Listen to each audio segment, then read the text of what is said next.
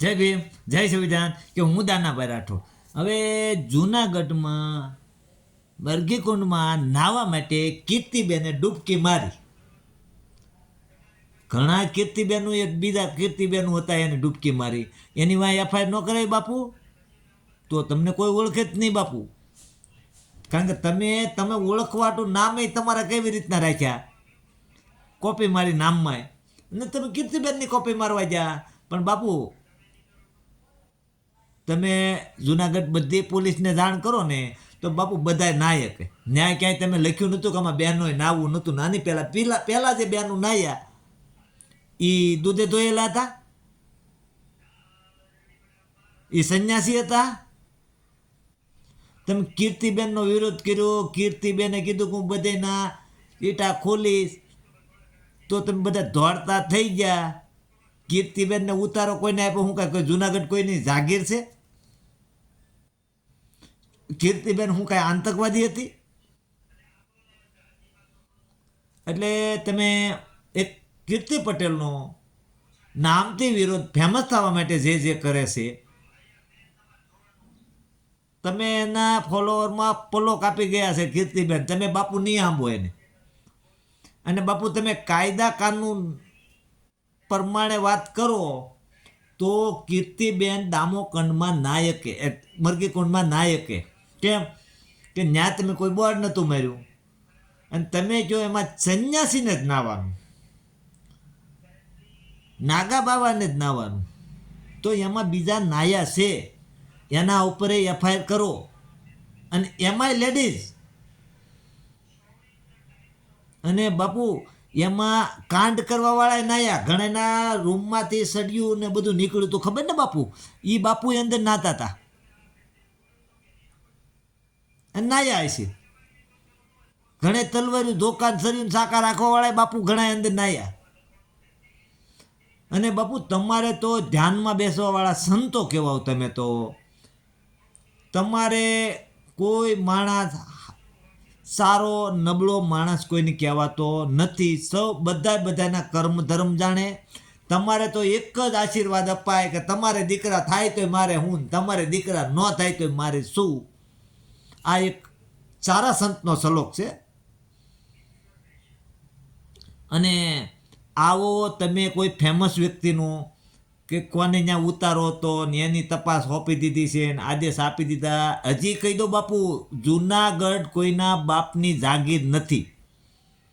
બધાય માણસ આવી કે સંત મંતના અને ધંધાવાળાએ આવી કે.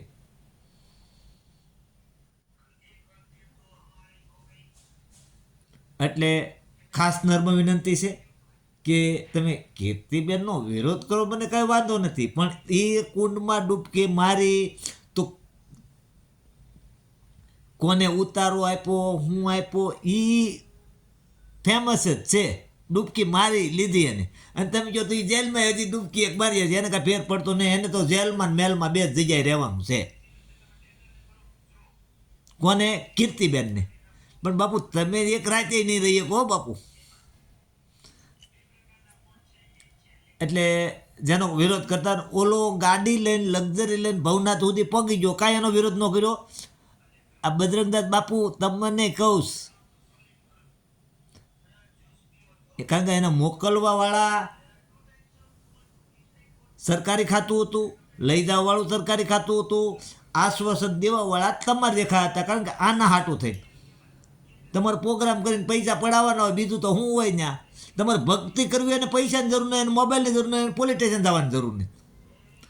એને તો એક જ ધ્યેય ભક્તિ રે, રંગાઈ જવું રંગમાં, બસ. બીજી કોઈ વાત હોય નહીં. આને પોલીસ સ્ટેશન જાવ. અને તમારે જો આ કાયદા કાનૂનના સહારા લેવા પડતા હોય તો પછી તમારે આ બધો સંન્યાસ મૂકી દેવાય. આ ખોટું શ્રીરામ કરવાની જરૂર નથી તમારે. ના, આ ખૂબ 12 મહિને કુંભ મેળવા તમારે જેખા પાપ કરે ને એટલે કુંડમાં ડૂબકી મરાવી પડે. આ પાપ જ છે. બધાય બાપુ જ્યાં 20% બાપુ એવા છે કાંડવાળા છે જુનાગઢમાં. હું તો 20% કહું, આગળ આમાં કોઈ કોમેન્ટ કરશે વધારે હશે એમ. અને બધાય તમારા અખાડામાં જગદીશ મહેતા કહે એમ લોલમ લોલ ને પોલમ પોલ ને બધું હાલે. એટલે નર્મ વિનંતી છે કે આવા વિરોધ કરી તમે એને કાંઈ ફેર ન પડે. જે વ્યક્તિ જેલમાં ને મેલમાં રહે છે એને શું કરી લે, એને રિમાન્ડ તમે માંગો એમ. તમે આ દારૂવાળાને રિમાન્ડ માંગો, તમે 2 નંબરના ધંધા કરે એની રિમાન્ડ માંગો, તમે કોઈક ગરીબના વારે આવો. બાપુ જુનાગઢ ખાલી સીપિયા ન પધાડ્યા કરો, પબ્લિક બોલાવી ભજન મંડળીઓ કરી ત્યાં ખારી ભક્તિ કરો કે અમારા દેશમાંથી, ગુજરાતમાંથી, અમારા જુનાગઢમાંથી કકળાટ જાય. આવી ક્યાંક ભક્તિના વિચાર કરો, કોઈના વિરોધ કરવાના વિચાર ન કરો. નકર તો પછી અમે અંડા કંડા કરીએ છીએ, તમે અહીંયા વહી આવો. અમારું થાય તમારું થાય, કીર્તિનું થાય તમારું થાય. જય ભીમ, જય સવિતા.